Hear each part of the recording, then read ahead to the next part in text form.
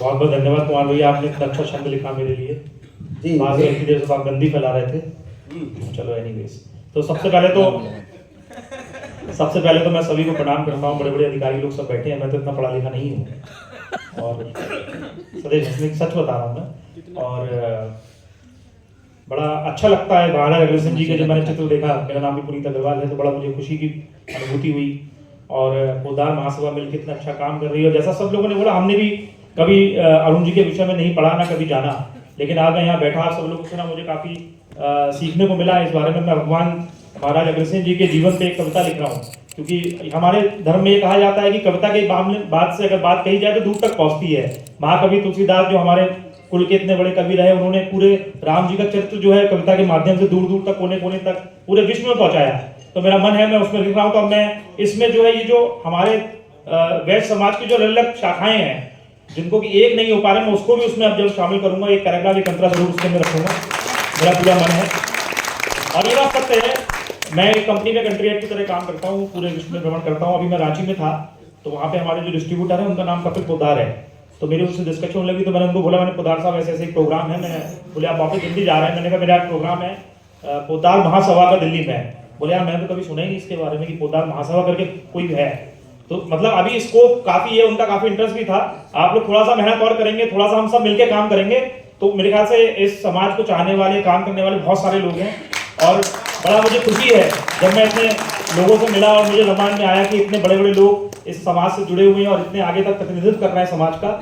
ये अपने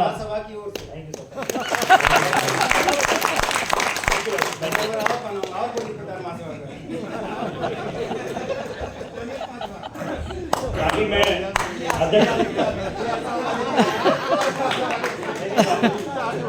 माला बहुत बच गया क्या? सारा माला बच गया। हमारे अग्रवाल समाज से अग्रवाल वैश्य समाज के जो प्रधान जी हैं के.एल. सिंगला जी यहाँ पर आए हुए हैं। मैं हार्दिक अभिनंदन करता हूँ। और वो उनका, मैं एक छोटा सा सिपाही हूँ और साथ में मिलकर के मैं उनके कोषाध्यक्ष का भार संभालता हूँ। और आप जब यहाँ पर इतनी बड़ी बात कह रहे हैं तो मेरा भी दिल गदगद हो गया कि हम वैश्य समाज को एकत्रित करने की बात यहाँ पर रख रहे हैं। क्या बात है, जोरदार तालियां, जोरदार तालियां, बहुत अच्छा, बहुत बढ़िया सुनाइए और ताली हम बजाएंगे आपकी। क्या बात है, क्या बात है, बहुत खूब। अच्छा कुमार भैया लिफाफा कौन देगा? कोई बात नहीं, मेरा जवाब में जैसा लगा।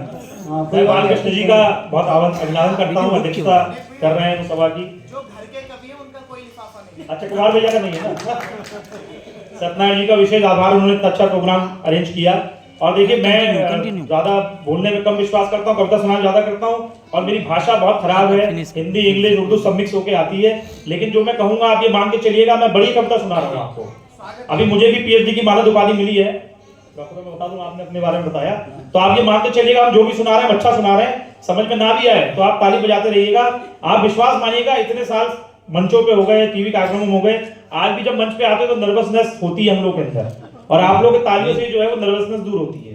क्या बात, तो ताली बजानी थी इस बात पर। क्या बात, क्या बात है, मैंने कहा तालियां बज गई। क्या बात है? देखिए कुमार भैया, ये पता नहीं लोग बोलते हैं कि वैश्य समाज के लोग कंजूस होते हैं, कंजूस होते हैं। मेरे को तो कोई कंजूस मिला नहीं। मैं तो अभी गया, एक बंदा मुझे हरियाणा में मिल गया वैश्य समाज का, तो मैं गया तो मैंने देखा जब भी ये घर से बाहर जाते एक आंख ढक लेते हैं, एक आंख ढक लेते हैं। मैंने पूछा भाई साहब एक आंख क्यों ढक लेते हैं? बोले भाई साहब जब एक से दिखता है दूसरी को क्यों वेस्ट करना है? बिल्कुल सही, क्या बात है, क्या बात है, वाह वाह वाह वाह। वो गया एक वैश्य समाज वाले का बेटा आ गया, बोले पापा पापा मुझे चश्मा दिलाओ। बोले बेटा क्या करेगा? बोले पापा दूर का दिखता नहीं है। उसे छत पे ले गए, कह रहे बेटा देख वो क्या है? कह रहा चांद। कह रहा और कितनी दूर का देखना भाई? बहुत को, बहुत को। और कितनी दूर का देखना है? तालियां कमजोर हैं आपकी, लेकिन क्या बात है, जिंदाबाद जिंदाबाद। व्यंग्य की एक रचना से शुरुआत करता हूँ, फिर धीरे धीरे आपको हास्य में डुबोऊंगा। व्यंग्य की रचना है, अंग्रेजी में एक शब्द होता है कुमार भैया, उसको बोलते हैं एल्गी, जिसको बोलते हैं काई, आम भाषा में बोलते हैं काई। तो मैंने उस पर कविता लिखी, स्वदेश की काई जमी है, कविता का शीर्षक सुनिएगा। मैं लिखा है कि शिखर के जैसे ऊंचे घर पर, शिखर के जैसे ऊंचे घर पर काई जमी है। हाँ, शिखर के जैसे ऊंचे घर पर काई जमी है, सबके ईमान पर सबके दिल पर काई जमी है, सबके ईमान पर सबके दिल पर काई जमी है। और ये भी अलग तरह की डेमोक्रेसी है। ये भी भाई साहब सुनिएगा जुटी कि ये भी अलग तरह की डेमोक्रेसी है। बरसों से लोकपाल के बिल पर, बरसों से लोकपाल के बिल पर शिखर के जैसे ऊंचे छत पर काई जमी है, सबके ईमान पर सबके दिल पर काई जमी है। और ये भी एक अलग तरह की डेमोक्रेसी है। बरसों से लोकपाल के बिल पर काई जमी है और सबको जो दुनियादारी सिखलाता है, सबको जो दुनियादारी सिखलाता है उसके अपने खुद के मन पर जमी है। उसके अपने क्या बात है, क्या बात है। और हमारे भैया पूरा वेस्ट समाज में बैठा है, सिंगल साहब भी बैठे हैं, पुनीत अग्रवाल भी खड़ा है। और मैं गारंटी से कह सकता हूँ पूरे वर्ल्ड के किसी वृद्धाश्रम में चले जाना, किसी अनाथ आश्रम में चले जाना, अगर वेस्ट समाज का एक भी बुजुर्ग मिल जाए तो मेरा नाम बदल देना। इस समाज की खासियत है, ये अपने बड़ों को सम्मान देते हैं जो कोई नहीं सकता। और इसकी जो सीख है वो हर एक घर में आपको, हमारे धर्म के हर एक घर में मिलेगी आपको वेस्ट समाज के अंदर। तो वहां से कहता हूं कि सबको जो दुनियादारी सिखलाता है उसके अपने खुद के मन पर काई जमी है। और बेटा किसी बड़े बंगले में रहता है, बेटा किसी बड़े बंगले में रहता है, बूढ़ी माँ की टूटी छत पर काई जमी है। बेटा किसी बड़े बंगले में रहता है, बूढ़ी माँ की टूटी छत पर काई जमी है। और धीरे धीरे जाना गोरी पानी लेने, धीरे धीरे जाना गोरी पानी लेने, फिसल न जाना की पंगत पर। क्या बात है, वाह वाह वाह वाह वाह फिल्म है, वाह कमाल लिखा आपने। मनीषा जी भी मुस्कुराती। हमारी भाभी जी सामने बैठी हैं, ये इला जी को बराबर पता नहीं क्या क्या बात बोल रहे थे। और भाभी जी का जन्मदिन भी है आज, तो देखो भाभी जी के लिए सब लोग एक बार जोरदार ताली बजाइए। और एक रचना है, मैं सुना देता हूँ, आपके बीच में रखता हूँ, ज्यादा भूमिका नहीं मानता हूँ, समय की कमी है वैसे भी। और शीर्षक है पंगा नहीं लेते। अच्छा सुनिएगा भाई साहब। हाँ कि प्यार में दिलदार से पंगा नहीं लेते। साथ साथ गाना पड़ेगा तब मजा आएगा आपको। ठीक है, प्यार में दिलदार से पंगा नहीं लेते, हम अपने तलबगार से पंगा नहीं लेते। और अब वैसे समाज वाला शेर सुनना अगला कि हम अपने तलबगार से पंगा नहीं लेते। और शाह साहब सुनिएगा कि कोई बहुत ही महंगी चीज सस्ती मिलती हो, कि कोई बहुत ही महंगी चीज सस्ती मिलती हो, हम ऐसे इश्तिहार से पंगा नहीं लेते। क्या बात है, क्या कह रहे हैं, वाह वाह पंगा नहीं लेते। वाह वाह वाह। और हमको पता है कहनी है कहाँ बात कौन सी, हमको पता है कहनी है कहाँ बात कौन सी, हम बेवजह अखबार से पंगा नहीं लेते, हम बेवजह अखबार से पंगा नहीं लेते। और आशीष कुमार भैया के लिए शेर है कि पहले भी कई बार तो पीटे गए हैं हम। हाँ हाँ हाँ। पहले भी कई बार तो पीटे गए हैं हम, अब बंदी के परिवार से पहले भी कई बार तो पीटे गए हैं हम, अब बंदी के परिवार से पंगा नहीं लेते। और जिसको दिया वो लौट के आया नहीं वापस। भाई साहब आपका बिजनेस है ना, बिजनेस वाला शेर सुनिए कि जिसको दिया वो लौट के आया नहीं वापस, बनिए हैं हम उधार से वाह वाह वाह वाह। वो लौट के आया नहीं वापस, बनिए हैं हम उधार से पंगा नहीं लेते। और भाई साहब कह रहे थे कि मैं बर्तन धो रहा था घर पे। एक तो मैं बताऊं, मैं एक तो पूरे 6 दिन काम करता हूँ, ठीक है, लाला जी की नौकरी करता हूँ, एक संडे मिलता है थोड़ा बहुत पत्नी की सेवा करने के लिए, उसमें भी आपने शाम को कार्यक्रम कर दिया। अब बताइए बर्तन कौन, ठीक है, कि जिसको दिया वो लौट के आया नहीं वापस, बनिए हैं हम उधार से पंगा नहीं लेते। बस एक ही दिन तो है उनकी सेवा के लिए, अच्छा बस एक ही दिन तो है उनकी सेवा के लिए, हम बीवी के इतवार से, हम बीवी के इतवार से, क्या बात है, वाह वाह वाह। जोरदार ताली भाई, जोरदार ताली, वाह ताली बजाओ, बीवी के इतवार से पंगा नहीं लेते। और इसी श्रृंखला में भावुक शेर कह रहा हूँ कि जो लड़के होते हैं ना कुमार भैया, खासतौर से माँ से अपने बहुत अटैच होते हैं। हाँ। और शादी के बाद वो किसी की सुनते नहीं। अरे देखिए मैं पंगा लेता हूँ, कभी शादी रखता हूँ, तो वो सुनता नहीं है किसी की, लेकिन अपनी माँ उसकी जरूर बोलेगी तो जरूर सुनेगा वो। तो मैंने उसमें लिखा है, आखिरी शेर है इस गजल का, सुनिएगा कि माँ जो भी है कहती उसे मैं मान लेता हूँ, माँ जो भी है कहती उसे मैं मान लेता हूँ, कि बेटे माँ के प्यार से हम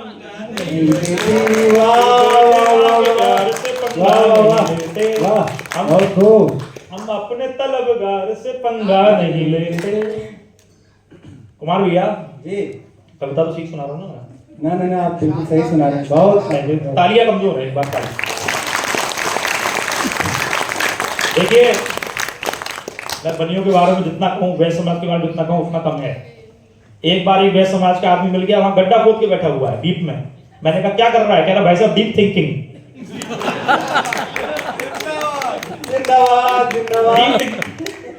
अभी मैंने एक टीवी में एडवर्टाइजमेंट देखा था, आप सब लोग वैश्य समाज के हैं, उन्होंने ये बोला कि जो लोग की दुकान खोलते हैं या व्यापार करते हैं सब मिडिल मैन है, और इनकी वजह इनको हम काट रहे हैं और डायरेक्ट माल देंगे कस्टमर को, और जो मिडिल मैन है वो सिस्टम से आउट हो जाएगा। हालांकि वो जितनी कंपनी ऐसी हैं सब लॉस में हैं।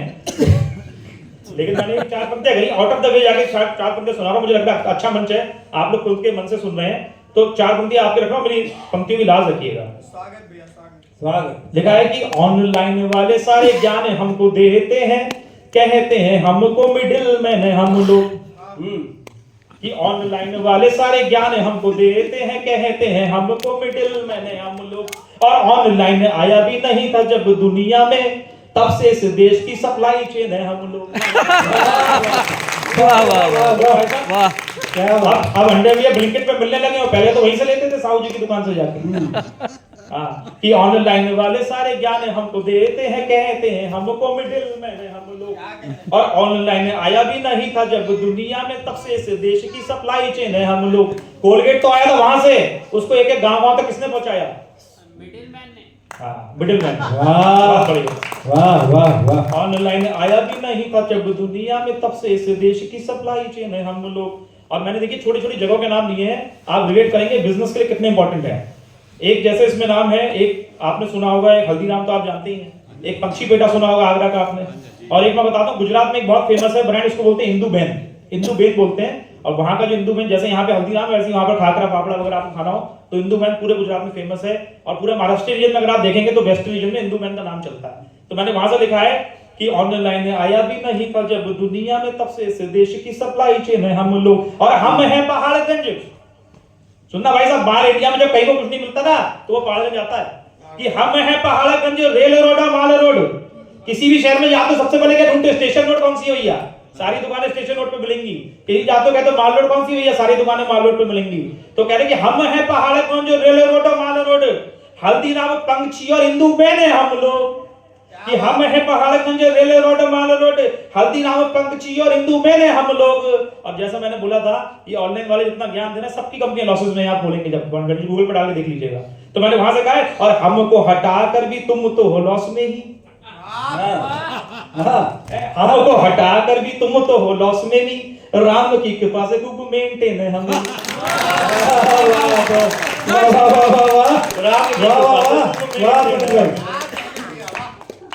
वाह, बहुत शानदार, बहुत शानदार। थैंक यू भाई साहब। इसके बाद में भाई साहब एक बात है, एक मैं आम घर, आपको घर परिवार की बात बताता हूँ, ठीक है? 2-3 पंक्तियां हैं, नई नई पंक्तियां, बिल्कुल नया नया ताजा माल आपको पेश कर रहा हूँ, कहीं नहीं सुनाया। खुशबूदार कुमार भैया का आदेश था, और यहाँ पर अपना परिवार है, अपना समाज है, तो मेरा मन है, मन में जो आए अच्छे से पूरे जोश से पूरे मन से आपको सुनाऊं खुल के एकदम, है ना? घर में सुना नहीं पाते। घर में अरे बहुत अच्छा, बहुत अच्छा, घर में सुनाने की।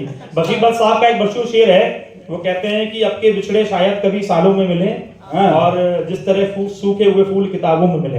पॉपुलरिटी ने कुमार भैया के लिए उस पर शेर लिखा, वो कह रहे हैं कि 1 साल में ही हाल किया बीवी ने, साल भर बाद तो शायद कभी ख्वाबों में मिले, और इस तरह रखती है वो घर में दबा के हमको, जिस तरह सूखे हुए फूल किताबों में मिले। जिंदाबाद जिंदाबाद। जिस तरह रखती है वो घर में दबा के हमको, जिस तरह सूखे हुए फूल किताबों में मिले।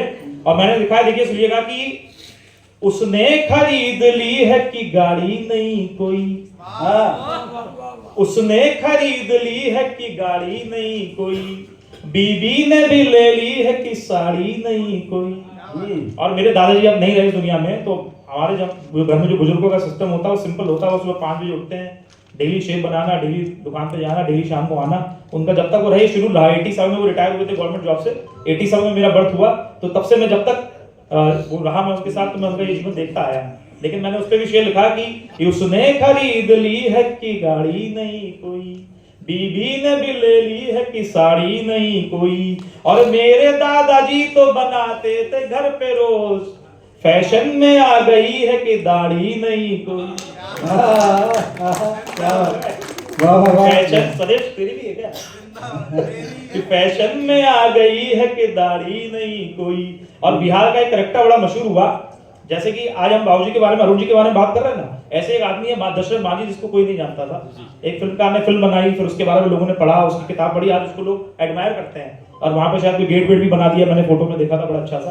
तो मैंने वहां से आखिरी शेर कहा है इस कविता का कि मेरे दादाजी तो बनाते थे घर पे रोज, फैशन में आ गई है कि दाढ़ी नहीं कोई, और मन को तो मैंने अपने है मांझी बना लिया, मन को तो मैंने अपने है मांझी बना लिया, रस्ते में रोज आती है पहाड़ी नहीं कोई, रस्ते में रोज आती है पहाड़ी नहीं कोई, रस्ते में रोज आती है पहाड़ी नहीं कोई। अब वहाँ ये समय है? हाँ बिल्कुल समय है। अच्छा, तो आप घड़ी खोल गए? मैं घड़ी मैंने वहाँ उतार दी, भारी थी, वो दहेज में मिली थी ना। अरे आप महान नहीं, मैं तो था वैसे ही आदमी हूँ। वो आ गया एक आदमी मारवाड़ी बनिएगा बच्चा, उसके बाद भागता हुआ कह रहा पापा पापा, पड़ोस वाला पप्पू मुझे गाली दे रहा है। बोले तो बेटा क्या हुआ, वो दे ही रहा है ना।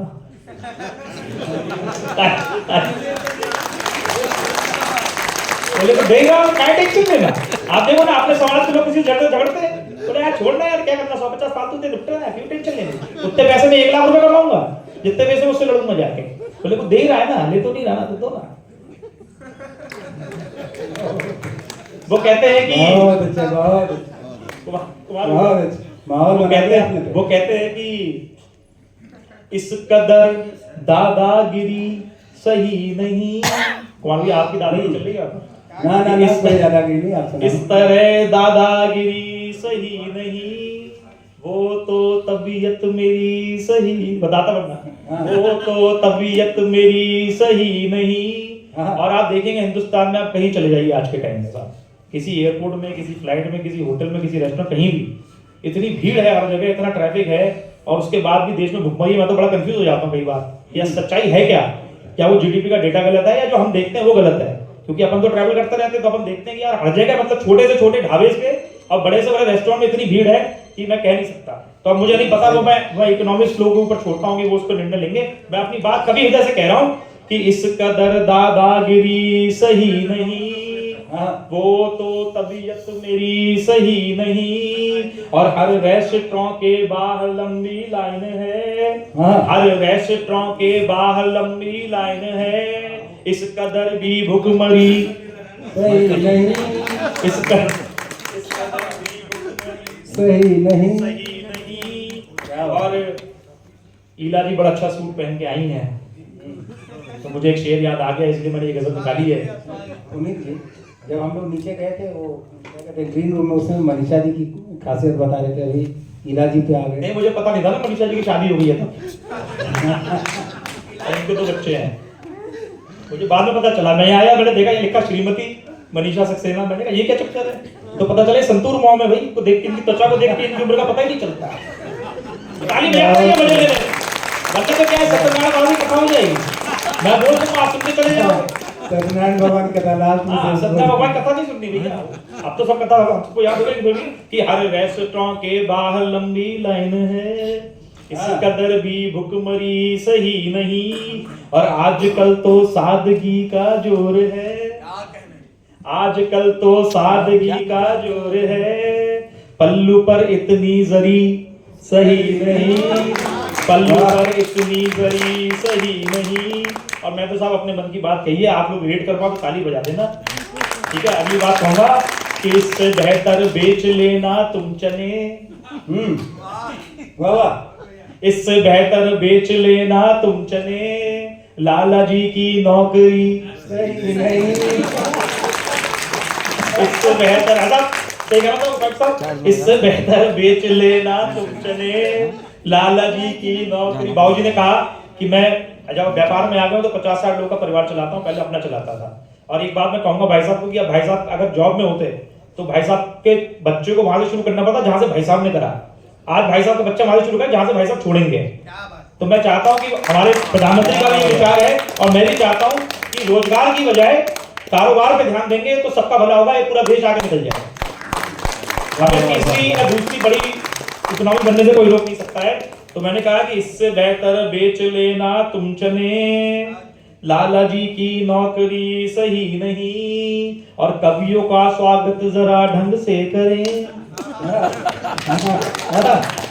आपने तो अच्छा किया था, लिफाफा आप ही देंगे ना, आपने बहुत अच्छा किया स्वागत, आपने बहुत अच्छा स्वागत किया है। लेकिन मैं ऐसे जनरल याद दिला रहा हूँ कि कवियों का स्वागत जरा ढंग से करें, सिर्फ चद्दर और दरी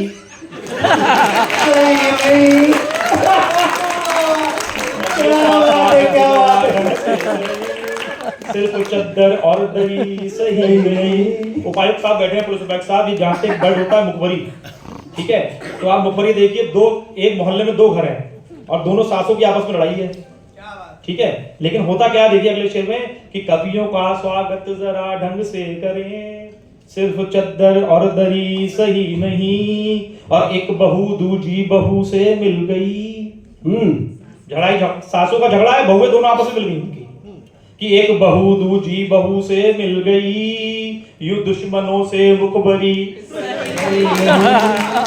क्या बात है, क्या बात है, एक बहू दूजी बहू से मिल गई, यूं दुश्मनों से मुखबरी सही नहीं। और इन्होंने इतना जो है इलाजी इलाजी कहा, और मैं एंड में इनके लिए शेयर कहूंगा कि फिर से तूने खा लिया धोखा नया, फिर से तूने खा लिया धोखा नया, हरकतें बिल्कुल तेरी।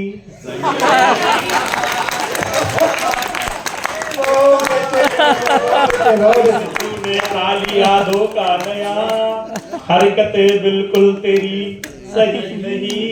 इसका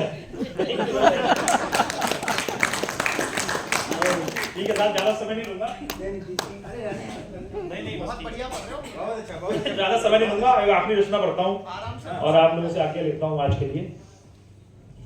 मैं तो साहब जैसे आपको बताया बार बार प्रमोट कर रहा हूँ प्रोडक्ट को अपने, कि मैं मल्टीनेशनल कंपनी में उसमें काम करता हूँ, कंट्री हेड वगैरह हूँ, जाता रहता हूँ। ये आपको लगना चाहिए ना हल्का फुल्का आदमी नहीं आया कोई। नहीं वैसे तो मैं थोड़े से अगर 3-4-6 महीने पहले आता तो आपको बिल्कुल हल्का फुल्का नहीं लगता। मैंने कोई 15-16 किलो वजन लूज किया लास्ट 6 मंथ्स में, पहले मैं लगभग 99 किलो का था, लेकिन वो ये चलो ठीक है। तो मैं साहब आ रहा था इंदौर से दिल्ली, मैं फ्लाइट में बैठा था, तो वो फ्लाइट बाद में मैं थोड़ा सा इन लोगों को बता दूं, अपने ही लोग हैं तो बताना जरूरी। अभी कितना वजन आपने कम किया? मैंने 15 किलो 15 लग रहा है 15 किलो वजन कम करने का दिया। अच्छा बहुत खूब। अभी आपको बताऊं कि ये बहुत मेहनत कश लोग हैं। कोरोना काल में इन्होंने बहुत जबरदस्त मेहनत की और उस मेहनत का नतीजा ये हुआ कि अभी 3 महीने पहले मुझे भतीजा आया है ना, और उसके आने के बाद ताकि 3 महीने में इनका 16 kg वेट कम हो गया। आपको बताइए भाई, आजकल साइंस और विज्ञान को भी मात दे गए। कोरोना काल की मेहनत का फल 3 महीने पहले और 3 महीने बाद वजन इनका कम हो रहा है। कमाल है भाई, कमाल है। तो साहब देखो अपने एक्सपर्टीज की बात है, इसमें कोई कुछ कर नहीं सकता। कृपा जिन देवों के अनंत है वो ईश्वर है, हाँ। इनके षड्यंत्रों का अंत नहीं, ये परमेश्वर है। तो साहब मैं इंदौर से आ रहा था दिल्ली, तो वो फ्लाइट जो थी वो जहाँ से जा रही थी वाया गोवा। तो मैं तो अपना नौकरी बजा के आ रहा था लाला जी की, दिन भर की काम वाम करके मेहनत करके।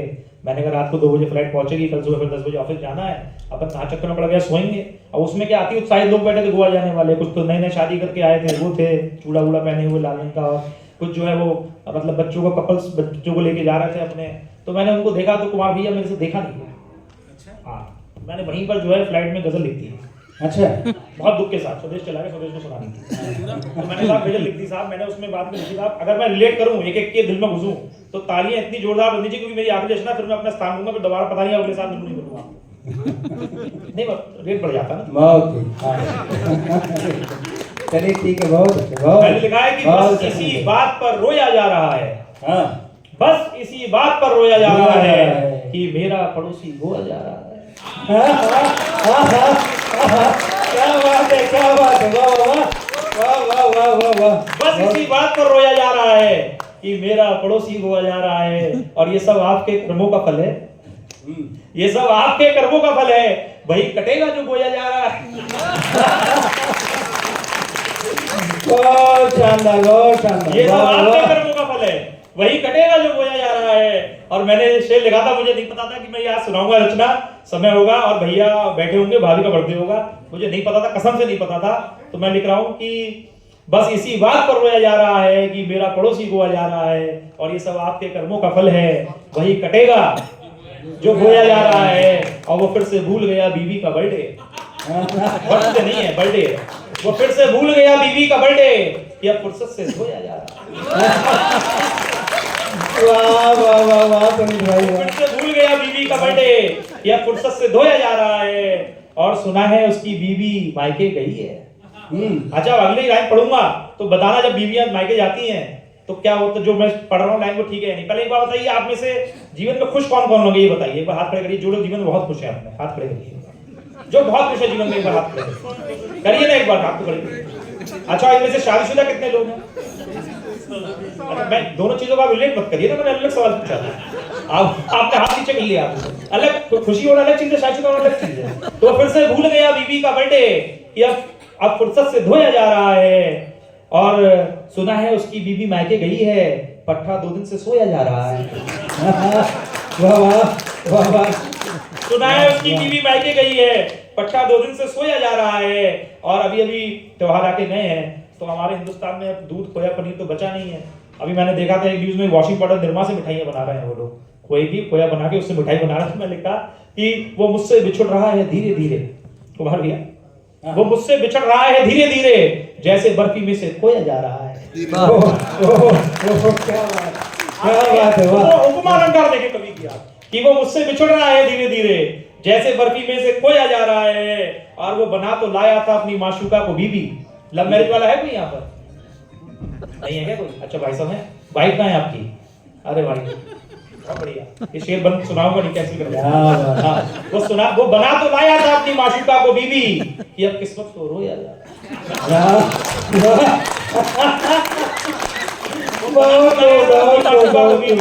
कि अब किस्मत को रोया जा रहा है। और लगा था कि साहब बनेंगे एमबीए करके, लगा था कि साहब बनेंगे एमबीए करके, सिर्फ टारगेट्स का बोझ ढोया जा रहा है। सिर्फ टारगेट का बोझ ढोया जा रहा है। और आखिरी में इस गजल में एक मैंने इमोशनल शेर कहा है कि अमीरों के घरों में है कितनी गरीबी, अमीरों के घरों में है कितनी गरीबी, किचन के गार्डन में सब्जी बोया जा रहा है। बहुत बहुत धन्यवाद, बहुत मन से आप लोगों ने सुना, बहुत प्राण दिया, बहुत प्रेम दिया, बहुत